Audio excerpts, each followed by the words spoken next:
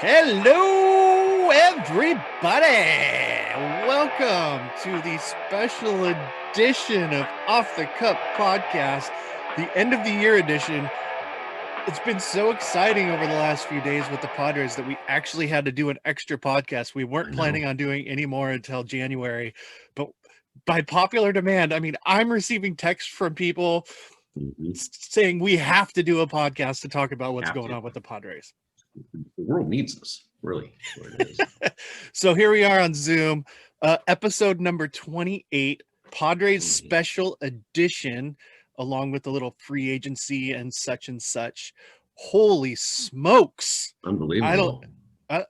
We were texting back and forth over the last couple of days, like trying to figure out who was getting traded and this and that. And when it came down to it, it was really, really interesting what happened.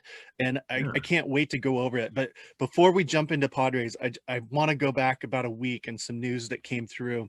Major League Baseball finally recognized the Negro Leagues as a major league. And I think they were the only people on the planet that hadn't done that yet. Right. So that's a little disappointing from them, but thank you for finally doing it. That means that all of the major league players, all of the players that win the Negro Leagues will finally get added to the record books. The only one disappointing thing is Josh Gibson will not be the home run leader because most of his home runs were in unofficial games. But they're still going to get on the board. Satchel Paige is going to be in there. Josh Gibson's going to be in there. They're going to be in the record books. They're going to be recognized as major league players. That's pretty exciting, and I'm glad they finally got to it. Well, it's one of those things where this is the one time we're bringing history forward instead of trying to forget history. We're bringing it together in baseball. I think is only going to help the next generation of ball player to look at the history of the game and go, "Wow, this was amazing." Yeah, it's really exciting. I'm glad that it finally happened, and it's about time. I had no idea that it wasn't even recognized as a major league until they announced that it was, because it was like they were playing Major League Baseball at the same time as Major League Baseball was playing it. They just, for some stupid reason, they weren't allowed to play. Well, because of segregation, and they didn't want to have. They wanted to make sure it was separate, and it's dumb. But now, it's dumb. So I'm glad they finally woke up and. Got it taken care of. So sports are all about winning, and then you need the best players to win. So I'm just glad that they finally recognized it. And so now let's dig into the Padres. The Padres, a couple days ago, Blake Snell, rumors started popping up, and then it started digging a little deeper and deeper, and then all of a sudden it happened. The Padres picked up this 28-year-old left-hander Cy Young Award winner from Tampa Bay that pitches 4 innings a game.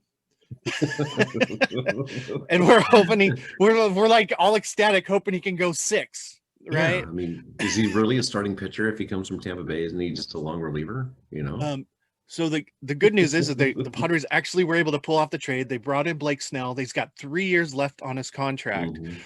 They gave up quite a bit in prospects and major league talent. They gave up the worst catcher in baseball and for Francisco Mejia. No, seriously, say how you feel on that one. It's true. It is, yeah. They still make him a closer. Yeah, they might have to, or a DH. They gave up the number 23 prospect in baseball, and Luis Patino, who we got to see a little bit during the last season. I think he'll fit really well into their 4-inning rotation. Right.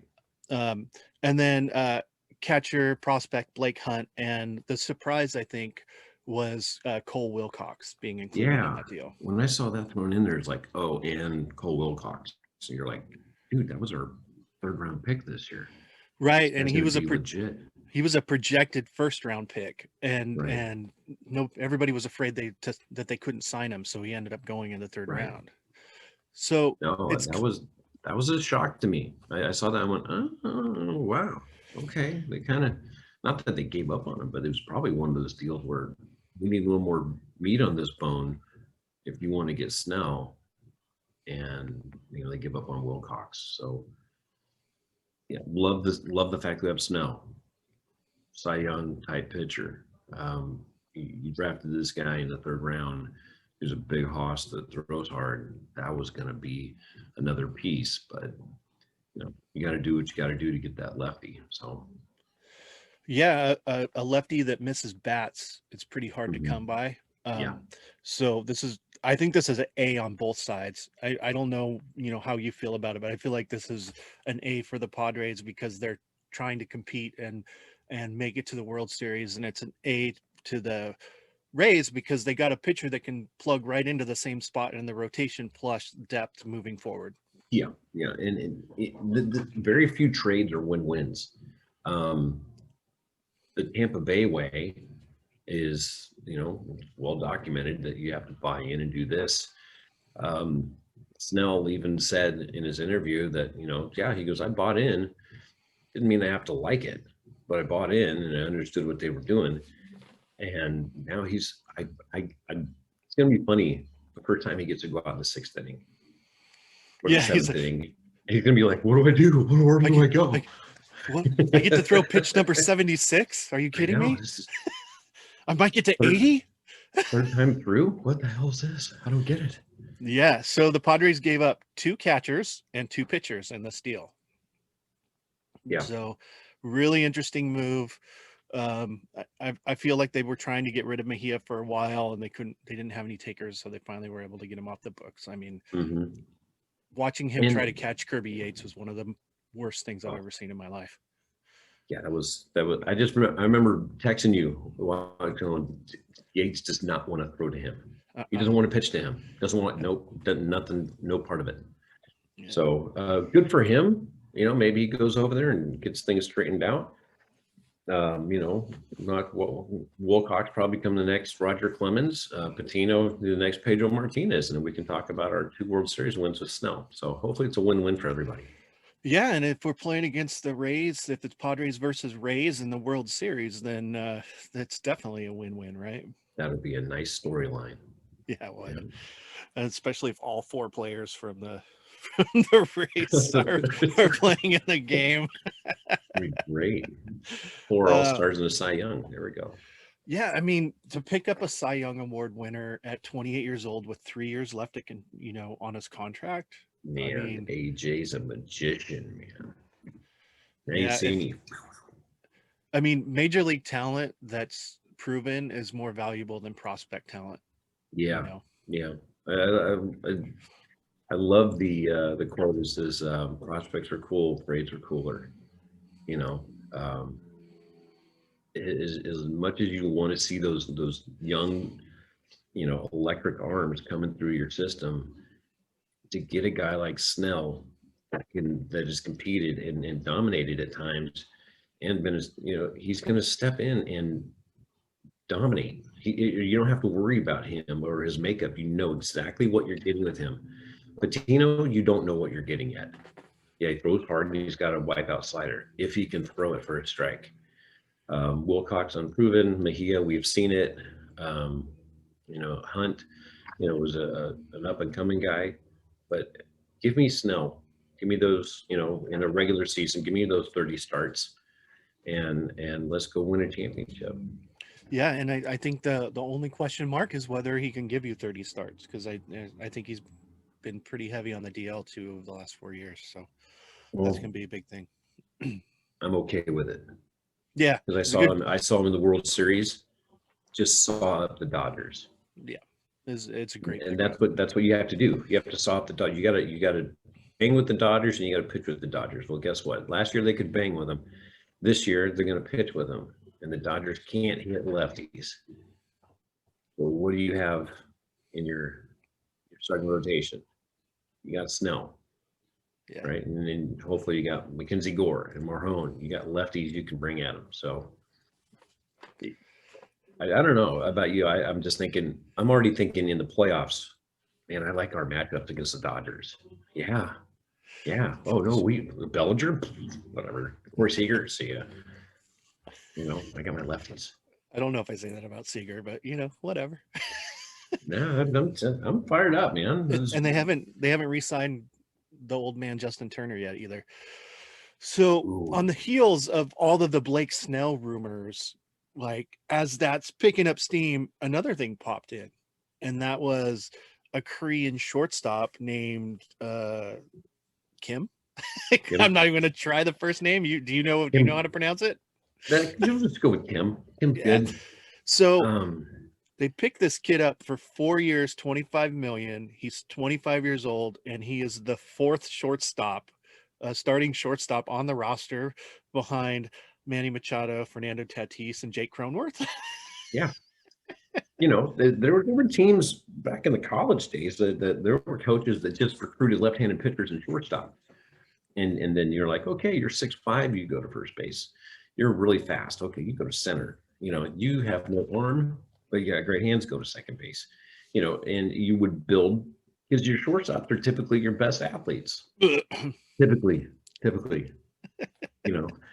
So if you go in and you're taking, Cronenworth and all these other guys that are shortstops and having them be versatile enough to be successful at other positions, take that in a heartbeat, says the former shortstop. Yeah, so it looks like at this point they think that Kim can play second base. They know Cronenworth can play second base, and they're going to find out if they can play the outfield as well to give them that super utility because right now they're down to three outfielders with three starting outfielders with Myers, Grisham, and Pham. Right. You got Mateo. Mateo can play the outfield. Still second baseman. Still second baseman. Yeah, but dude's an athlete, and so he made some plays in the outfield. I went, dude, this guy's flying. He can absolutely fly. So, I know there should be more moves coming. And when you talk about Kim, you're talking about in the Korean League a 300 plus, 25 homer plus, 100 RBI plus, all-star caliber. Yeah. You see his stolen bases? Yeah. Like the dude's flying. Was he 52, 64, something like that? If he gives you 75% of what he gave in the Korean League, he has to be a starter, right? I mean, yeah, you give me 320 with 35 stolen bags. Even at 275, 15, and 20, right? 20 stolen I'll take bases. That. Yeah, he has to be a starter. So it's going to be really interesting to see how they make their decision on who plays, because you've got a guy that was in the Rookie of the Year running. You got an outfielder who's a veteran in Tommy Pham, but was marred with injuries. But when he came back for the playoffs, was just on fire, on base all the time. They weren't rockets, but he was on base all the time. Yeah. And he can't throw. So I'm just wondering if they're hedging their bets on the possibility of a DH coming back next year with, and possible injuries to Pham. Yeah. Well, the good part is he's the type of player the Padres are looking for. I mean, the Padres led the league in stolen bases last year, which, is mind blowing. You're like, what? So when you go and you pick up a guy, he's got to fit that mold now. It reminds me of the Cardinals in the 80s. If you were fast, you played for St. Louis. I mean, because we're going to run on the greatest show on turf and steal a bunch of bags. Today's Padre puts the ball in play, hits it hard, and can run the bases. Every single guy in that lineup, other than Hosmer and Machado, everybody else can run. Yeah, and not just that. The Padres have more than 6 major league players playing in the field, right? This puts you at 9 true major league players. That means there's a bench player that has major league talent. Yeah. Which is just unheard of for the Padres. Well, and that's where look at the teams, the depth.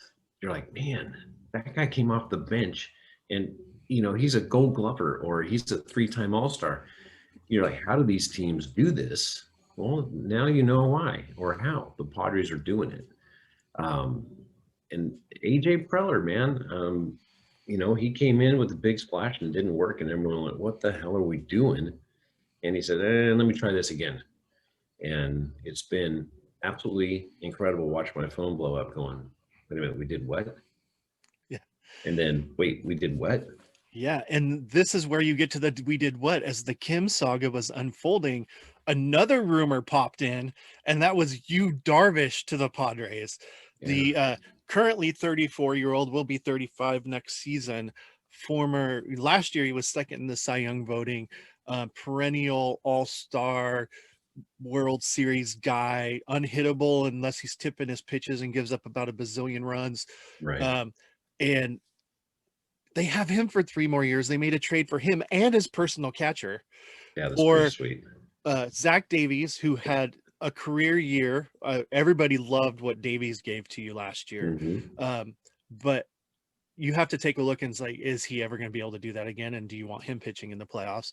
And then 2 minor league outfielders and 2 minor league shortstops as the Padres continue their purge of every outfielder they've ever had in their system. So, Right. I mean, think of, they brought in Austin Nola can play the outfield. So let's not, yeah. Which brings Campusano a chance to possibly play as the starting catcher. Right. And that's the other part is the holes that you do have. You have guys in line to take those spots. So I know the first time I saw Castellanos, I'm like, this dude's just it looks like an absolute thoroughbred up there. Hits the ball hard. He's got a good arm. So that's going to be an interesting aspect with that combination with the catcher coming over as well. So now you got 3 catchers. You don't have to really worry about that. Veteran, specialty guy, and your rookie should be a nice little dynamic for a Tingler to work with back there. But I just, when you go, you Darvish, and then this other guy, you're like, who the hell is this guy? And then you find out he's his personal catcher. Yeah. Like, isn't that great? Amazing. And even better, he can hit. He's not a bad hitter. It's almost like Billy Bean going, oh yeah, and fill up my soda machines for 2 years. Yeah. I'll take the personal catcher too. Bring him along. Yeah. David Justice needs a Coke. $2. You gotta be kidding. But yeah, when I saw that, they said deep in talks with you, Darvish. I'm like, he is on fire right now. This is crazy. And then it comes, there it is, bam. And we didn't give up much. I mean, in the grand scheme of things, we didn't give up the farm. Those were all guys that were, lower on the ranks. I mean, they're talented guys. There's some young prospects. I mean, a 17-year-old shortstop supposed to be pretty dang good. I mean, he's 4 years away from the bigs, Yeah. And I think one of them, I think he was like over 6 feet tall. Like he's a big dude that's going to be a masher, they think.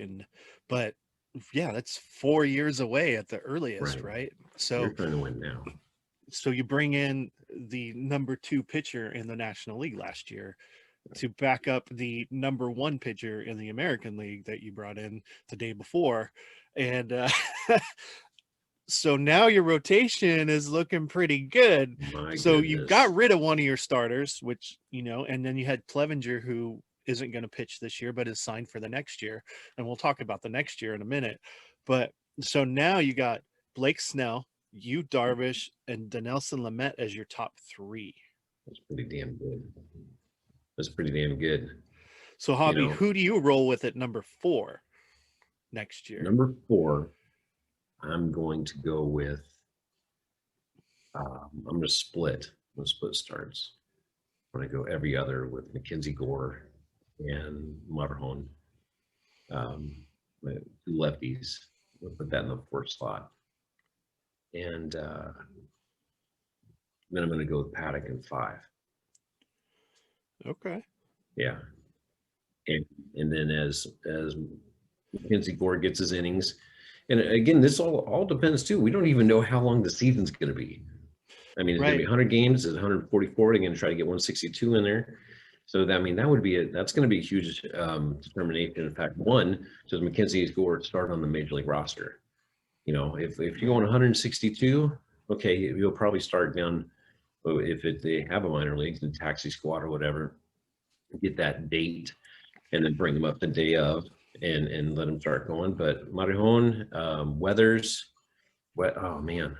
There's one other one too that you completely forgot about that's been in the starting rotation in the last 2 years, and that's Joey Lucchesi. And you know what? It's like Lucchesi, you're going to get 5 innings 6 innings, but you don't know if it's going to be shut out or that you're having this, bang with him. He's so up and down, and yet he still has swing and miss stuff, but then his inconsistency is what, I know is kind of hard to deal with. But he's a gamer though. I mean, he gets after it, but I don't know where he fits moving forward in that rotation, especially 2 years from now. I don't. Where are you going to put him? Yeah, which is odd because it would seem that he has value. He's a young starting pitcher, but he wasn't included in either one of these trades. And you would think like he would be perfect for a Tampa Bay or a rebuilding Cubs because they'll just go in and eat innings. So the Padres see value there because they didn't deal him. Or I'm completely off base and the other teams don't see any value at all. Want him. But I couldn't imagine that because, I mean, here's a guy that's pitched in the big leagues for a couple of years. Yeah. I mean, with the way Cincinnati's going, that's a guy that maybe Cincinnati would want to pick up. The guy's going to chew up some innings, got a little bit of experience. The Giants who are looking for pitching, but I don't know why you would trade within the division. The Cubs, yeah, but I don't know. I mean, no one. The Cubs. I mean, they let Lester go. They got rid of Darvish. I don't know what direction the Cubs are going. No, they're rebuilding. They're rebuilding. Yeah, but I mean, so building off of the Lucchese, right? So that's just another option. So there's so many options right now because you got Espinosa and blah blah blah. Does that take him out of Trevor Bauer? Well, and see, that's okay. So, the Padres used to get a lot of slack for not having a big payroll. They, with them bringing on Snell and Darvish, they are now fifth in the big leagues for highest payroll. And to match the Dodgers, who are number one, you've got about 40 million left before you start hitting that tax threshold and all that stuff, which would make you the number one payroll in the big leagues. If Trevor Bauer is asking 35 to 40 million a year, that pretty much closes you out. Well, it closes everybody out. I don't think anybody pays $35 million for Trevor and Bauer. I, as much I would love to have Bauer on the staff for 35 million, and he's gonna want 4 or 5 years. No, so you're looking at. Are you sure? He's like always said he wanted just to go roll with 1-year deals. I think he's trying to get his payday right now. 1 year, 17.5 million last year. Picking the wrong year to try to get your payday. I know, and that's where I'm like, okay, do you say, hey, look, we'll give you 3 years, 90 million, and see if he takes it, and just go, look, that's all we can do because we need some wiggle room. I still got to sign a closer, unless you got somebody in your farm system or the guy you're just going to roll with the guys you got now. So let's talk about that. So I wanted to bring this up because I've been seeing your posts and you're talking about who's the closer. Do we sign Rosenthal? Do we sign Yates? Do we sign, so let me dig into the Padres bullpen that they have right now. Okay. So they have Austin Adams, former closer of the Mariners. Uh-huh. Dan Altavilla, who came in throwing like 98. They have Michael Baez, who throws gas. Uh-huh. Jose Castillo will be back, I believe, the lefty. Anderson Espinosa can come out of the pen throwing 90 plus, 95 plus. The lefty Tim Hill coming down from the side. They could always throw a Morejón in the bullpen back again from the left side throwing 95 plus. They still have Emilio Pagan, who's a closer. They still have Stammen on their 40-man roster, which they still have Matt Strom, who throws 95 plus. They could always bring Ryan Weathers into the bullpen if he wasn't starting, and they still have Trey Wingenter coming back from his Tommy John, and Drew Pomeranz, who could also be a closer. So if you roll with those guys, you're not in a bad spot. No, you're not. But I mean, if you go get Rosenthal back or You think Yates can return after his injury to what he was before, even at his old age. So Yeah, old. so old. I mean, but you could literally roll with what you have on your 40-man roster and be completely fine. Yeah. You got the eighth and ninth covered. You can cover the seventh with a guy that throws 98 miles an hour.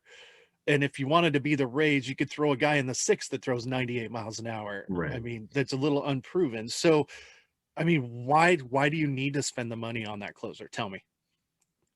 Well, I think the guys got used to having Yates be the guy and Rosenthal be the guy.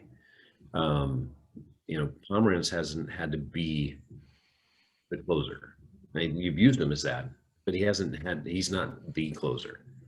Pagan, I think he fits that role. He was hot and then he hurt his arm a little bit and struggled through some stuff and manned up when he had to, which I thought was great. I got no problem him being my closer. And then you got your younger guys that you're talking about. Strom and Wender, and Jim Hill's a great mix there as far as from that lefty submarine stuff. So you've got tons of arms. You've got depth in that bullpen. So the sexy pick is to go get Rosenthal, or bring back Hand at 8-9 million a year, or you just say screw it. We're going to go get Bauer. We're going to give him 30 million a year. We're going to have the most unbelievable starting rotation since the 90s Braves. So you don't have to go with a closer. You've got guys that can do it. So I like the sexy pick though. So here's something that if I was gonna sign Bauer, right? I go, hey, I'm getting Bauer. Okay, cool. And I'm gonna roll with Gore, Weathers in that 5 spot, or Lucchesi if they don't think those guys are ready, because I have 4 number ones at that point, right? Chris Paddock, 6th inning guy throwing as hard as he can is my thought right there. Trying to revive his career as a closer. Yeah, and Pomeranz is in the same mold of that. Yeah. Pomeranz is a starter and he's just cruising sitting 92, and and then he kind of disappears. And then next thing you know, he comes back, he's throwing 97, 98. And you're like, what the hell's going on here? Well, he's just going out there and throwing hard. I'm going to do 1 inning, see ya. And, maybe Paddock's that guy to just come out and go, hey, I'm just going to let it fly for an inning. And, maybe I'll throw in 2 days. Who knows? Yeah, because right now he's really your number 5, because, 5 Gore or 6. Weathers. Well, Gore or Weathers are going to be your 4, right? Yeah. And Paddock right now, after the season he had, which wasn't Paddock like, and you kind of have to throw the season away. He's probably your number 5. He could be your number 4, and maybe he bounces back throwing 96, 97 again and getting his pop-ups instead of home runs, and that's what we're all hoping for. But right now he's kind of on the outside looking in, especially if they go get another starting pitcher. All right, so give me your thoughts on Paddock as the number 4, number 5, and coming back this year. This team's about confidence, and I think with him, he was the sheriff, and he comes out and he dominates, and then he got dinged up, right? You're like, okay, it's one-time thing. And then he went out again, and he got lit up again, and all of a sudden you start questioning yourself and your abilities and your pitches, and maybe what's going on, and maybe I'm losing it, and my fastball's down, and I don't know if it's, the dead arm and he tried to pitch through it, or if there was an injury that, of course, he doesn't tell anybody about, or if he just had a bruised ego and stopped trusting what he did well. I think this offseason, he's probably training his ass off right now and getting after it. So I think I'm predicting that Paddock is your comeback pitcher. And he goes out there with that confidence and just shoves. Is he a guy that's going to be your number 4, your number 5? I got no problem running him out there, and I just have a short leash. Maybe he goes 4 or 5, 1, 2 times through, and good job, attaboy. and let him build his confidence. You're going to have Darvish and Snell coming in with certain attitudes. Lamette, hopefully, his injury is healed up and he's ready to go. I saw him training. He looked like he's an absolute thoroughbred right now. And then you've got your young guys, your two lefties or three lefties that you can slide in at the 4 or 5. And then you got Paddock, who was your opening day starter. Yeah. Last year, that we hope he can come out and pitch this year. So yeah, if he's back to where he was 2 years ago, you've got a number 2 in the 4 or 5 spot, or a number 3 in the 4 or 5 spot, right? So it's just it's insane to think of what the starting pitching could be like, because based on everything we've seen, he seems like the Nolan Ryan type guy that wants to pitch all 9, right? Yeah. He wants to go out there and never come off the mound. And and if he returns to that, it's going to be good for the Padres. Oh, definitely. And, starting pitching depth is what every organization is striving for. Except Tampa Bay. Except for Tampa. And AJ Preller did that in 24 hours. He goes, screw it.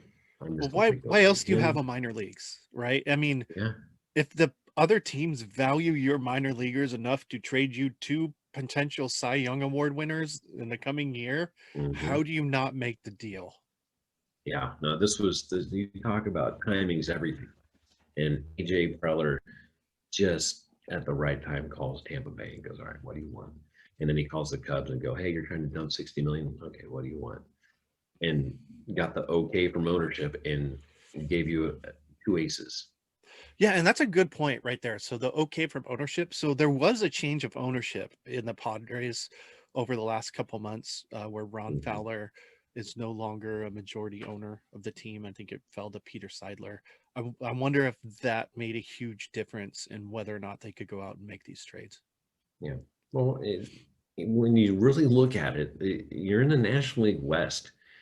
Who wins the National League West every year? The Dodgers. 8 straight years they've won it.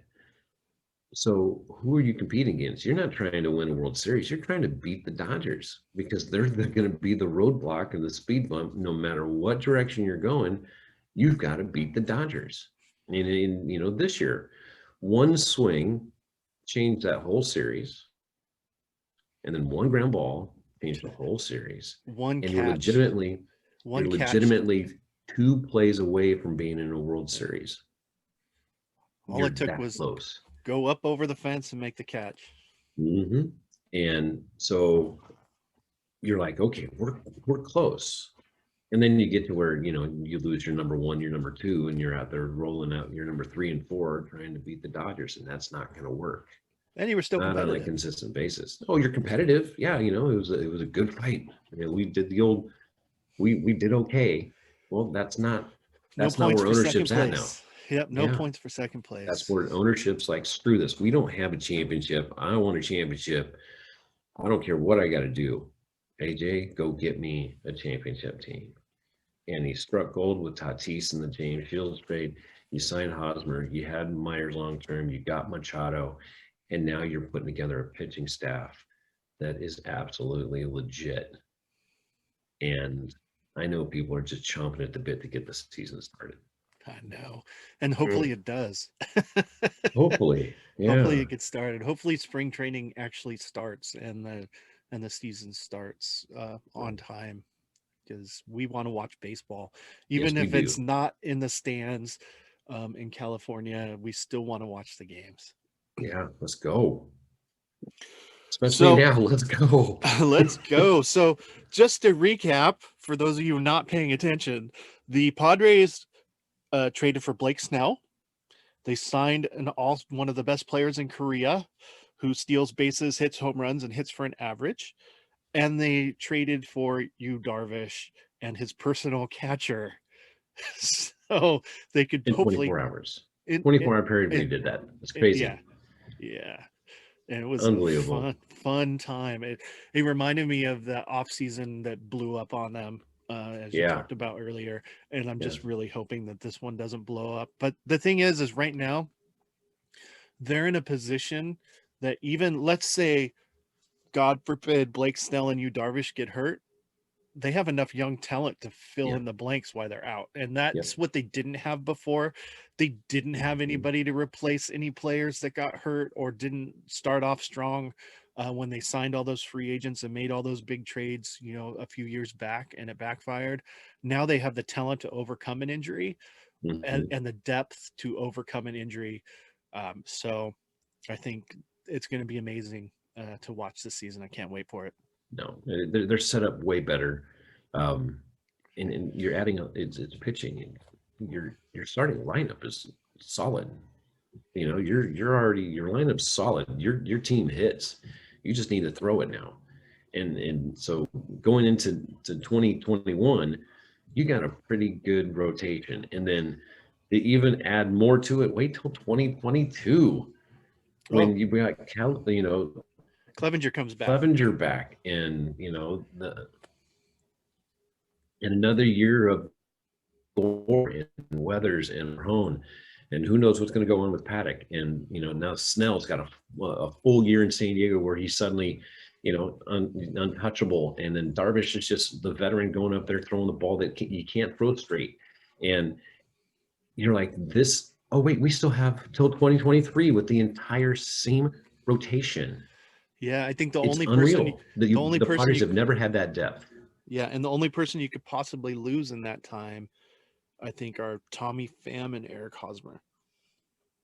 I think Hosmer could opt out. Yeah, I think Meyer's contract and Hosmer's contract, and Pham.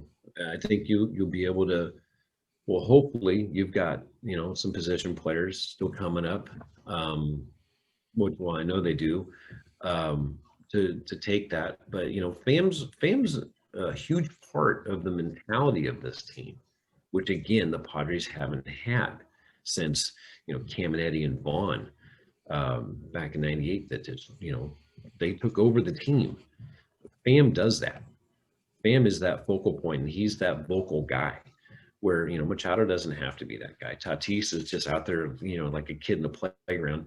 Hosmer's doing his work, and the other guys are proving themselves. So when you've got that kind of competition / having fun, to quote Snell, swaggy team, that's what you want to play for. So I mean, Yeah, and to you be still have, excited, it's a legitimate excitement this year. right, and you still have Jorge Oña, and you have Campusano, and I mean, you got guys coming that are supposed to be legit, and Mhm. that's why the Padres could trade all of their outfielders and all of their shortstops because they don't really need them anymore, you No, know. no, you pretty much set up. So You're then they set could up. just restock because they'll just restock like they've been doing. They'll just keep restocking and keep trading and keep building, and they're putting themselves on pace to be successful for at least 4 or 5 years, and hopefully longer. And Yeah. that's something that we've never seen. I at least haven't seen anything close to it since the like 97, 98. Well, the common thread is, trust the process. We're rebuilding mode. We're 2 years away. Well, we've been doing that for 10 years. Now is, look, this is what we're doing. This is what we built. These we're going to add one or two more pieces, and then we're going to get after it. So the rebuild's over. The reimagining of the organization's over. It is now time to go play and go win. And that's where ownership and the GM are like, okay, here's the pieces. Take care of it. Yeah, I posted that meme about what's on your wish list. And he goes, I want Arms to win the World Series. Okay, here you go. Here's one. Here's another one. What else can I do for you? So it is a legitimate excitement, and it's deserved because the Padres are now the most sought after. You want to play for the Padres. Yeah, you think they'll sign Roger Clemens to a 1-year contract, bring him back all juiced up, ready to roll? If you're going for the entertainment value, you got to go Bartolo Colon just There for you the heck go. of it. Just so His you can watch bombs. him hit. You just got to Yeah, watch his him bombs hit. of Petco. All right. So I think you had an off the cup question you wanted to roll out. Oh yeah. Okay, off the cup. Can you name the top 5 payrolls I'm in gonna Major League go. Baseball? I'm gonna go. So you already gave me one, so I know the Padres are number 5. Yes, Padres are number 5. So Dodgers and Yankees are 1 and 2, right? Yes.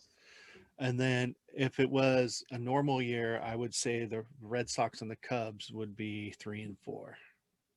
Okay, you got the Red Sox at 4. The mysterious number 3, which I looked at and went, "You're kidding," because they haven't done nothing. But they're number 3. Angels. The Angels. Yeah. The Mike Angels Trout are and Albert third, Pujols. 152 million. Yeah, it's Trout and Pujols, but isn't Pujols coming No, off the don't books? forget Rendon. Oh, Rendon too. Don't forget Ohtani. Oh Yeah, gosh, the yeah, season's been over for a while. I'm forgetting everybody. yeah. I know, right? So they're number 3. So 2 was the Yankees at 161, and the Dodgers are number 1 with 172 million. The Red Sox are at 127, but they still carried over some money. So and the Padres are sitting at 143 million, just above the Astros. So, How do the Dodgers? How do they even can think about signing Justin Turner back with that payroll? well, I would not re-sign Turner if I'm going to bring back Kiki Hernandez. But Kiki Hernandez is a free agent. He's gone, man. He's all excited about playing every day. Yeah, and teams are popping up are like the Red Sox. I mean, and the Red Sox got money. They got all their contracts. They Mookie and Price and all those guys are done. So they've got money, and they're the Red Sox. It's really going to be interesting to see what some of these other teams are going to do. They already made their big signing. They signed Hunter Renfroe. So they don't need anybody else. Who is going to absolutely beat up that wall? I'm telling you. Him and I mean that outfield right now. If they bring back Jackie Bradley Jr. is that I'll give me that outfield. Give me Renfroe, Bradley, and I just play Renfroe against lefties and watch him hit 30 home runs against only lefties. Yeah. No, he's gonna absolutely love Boston, and that's a cheap deal for them. They $3 million a year for a power hitting right hand guy. Yeah, he's gonna be swinging this guy, but who knows? Maybe hang out with David Ortiz or a few conversations with Benintendi on what we're trying to do here. I mean, that could be that's a nice little pickup for the Red Sox. I like that. Well, he's a plus defender. He's one of the best outfielders in the game. Yeah. You wouldn't see it looking at him, but he's one of the best outfielders in the game.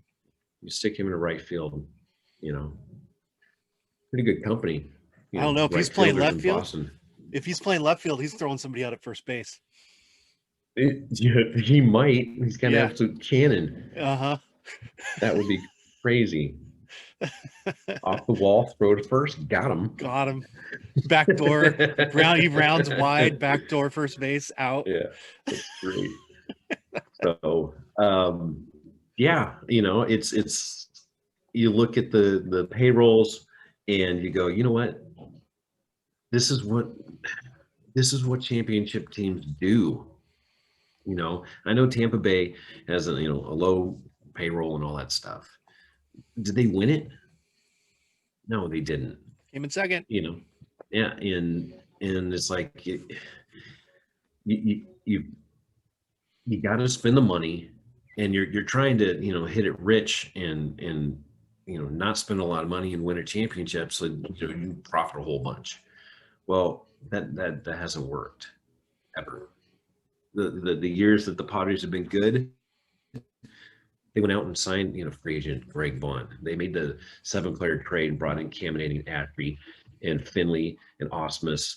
Made the trade for Fred McGriff and Tony Fernandez. I mean, they went out and they spent money and they won.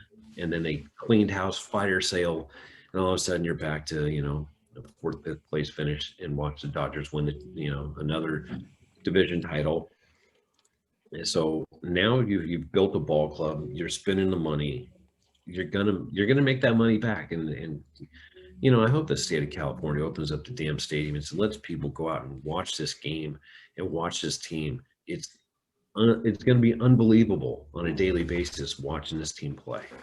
So during your comments, you reminded me of a cup check I wanted to do with Hoppy. Cup check. Our cup check. All right. Cup check. This is going back to Tony Fernandez. All right. Uh-huh. How do you think Tony Fernandez would have done as a pitcher? Remember watching him throw and how it's just wrist how his shot. ball it curved like 30 feet all the way to first base, like in a big giant loop. Yeah, just snaked it over there. From a baseball scout's opinion, with all that movement, could he have been a pitcher? Sure. In the 14th inning on the 4th day of a road trip, and you don't want 82 miles an hour with 3 feet of movement from 90 feet away. Well, I mean, I'm thinking the best comparison would be Tim Hill from the left side. Yeah. But he'd be 82 instead of 90. Yeah. But yeah, no, Tony Fernandez, he just got it during time every time. He was that good. He's make it close this time. I was just wondering, he had like pinpoint control and his ball moved so much. I wonder if he could have struck people out or got him off balance. Yeah. Probably would have. You know, he'd probably get through an inning, you know. But yeah, no, he was one of those guys that drove me crazy because, you know, I had a good arm and I wanted to see that arm and he'd just get it and just wrist flip it, you know. Got you by 3 inches. Okay, yeah. Every play was close, but he got him out. Every time. 3 inches. Every time. Gold glove. Half a step. Every time the guy's out by a half a step. Yeah. Definitely made ground balls in the infield worth watching. Yeah. And everybody ran hard and they were all out. Yeah. Yeah. Sorry, that's a hypothetical I've always wanted to ask you. No, Tony Fernandez, he was legit, man. I loved watching him field. He had great hands, and you know, he came over from Toronto, and you're like, who's this guy? And then you watched him play. Man, he was silky smooth. Absolutely loved watching him field the ball. Hated watching him throw it. Loved watching him field it. Yeah, I hear you. All right. What a podcast. The Padres forcing us into episode 28 at the end of 2020. We're going to start 2021 at number 29. Wow. Well, congratulations on that hat. Looks pretty good on you. Yeah, it's red and white. Yeah. Digging it. Indiana, Congrats baby. to go Hoosiers. Hoosiers. Might have to buy a whole bunch of Hoosier stuff. Oh, you want some? Let's do it. So, God, honestly, can't wait for 2020. Just get out of here. Yeah, it's got to get over. Yep. We got to move to 2021. We got to get everybody vaccinated, and we got to get out and live our lives again. Let's do it. Let's just do it. Whew. Over it. Yeah. The only good thing about 2020 was this podcast. I'll tell you that. Going 28 global. So we decided to throw this podcast out there because we had nothing to do and we're all stuck at home and wanted to provide a service and have a little fun. And man, it's been pretty successful across our 28 people go global, you know. Yeah. Going global in the first year, it's going to be awesome. Next year, I'm hoping to pop out about 40 of these suckers. Let's do it. Yeah, maybe we get about 40 next year. And I'm refusing to do the seasons, so we're just going to keep on with season 1 forever. Season 1, episode 700. That's the goal. That's the goal. It's going to be fun. I'm excited. I can't wait to get back in person and be in the same room and mess up the Facebook Live and not be able to hear us. It's going to be so exciting. I can't wait. All right, man. What time is it? It's 10:50. 10:53. I'm not gonna. I keep asking you this question every week, and you keep laughing about it. I don't know why. Oh, I guess it's time to sign off with that one there, folks. We're out of here. Woo!